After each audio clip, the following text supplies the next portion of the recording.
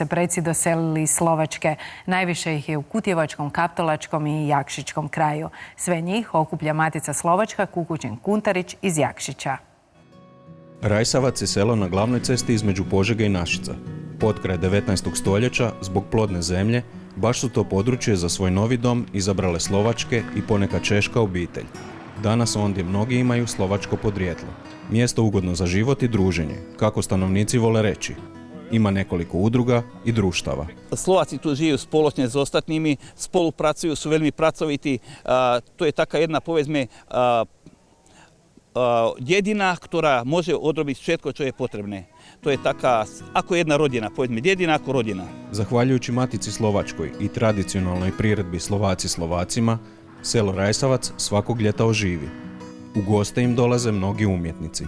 Mi smo iz likovnej skupiny Kontrast, za Matice Slovenske iz Josipovca, a sme tu už po tretí krát.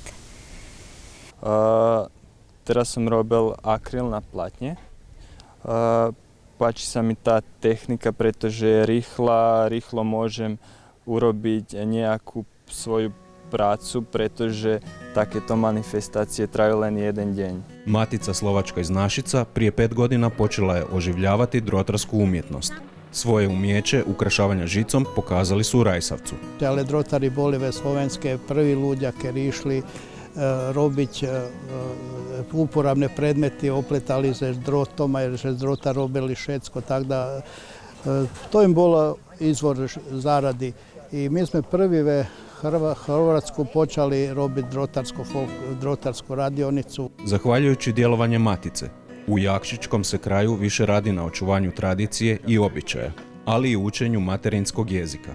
Mali smo ako robotu, a mame zobudi slovenski jezik v našem kraju, tuto slovensku kulturu, a pestujeme tiež jezik cez folklora, cez tance slovenske. A tiež aj teraz základnej školy Jakšića sa už učí slovenčina a môj syn prvej triedy tiež učil. A pred neskorší rok, ako aj Požegi gimnazije, tiež sa učí slovenčina.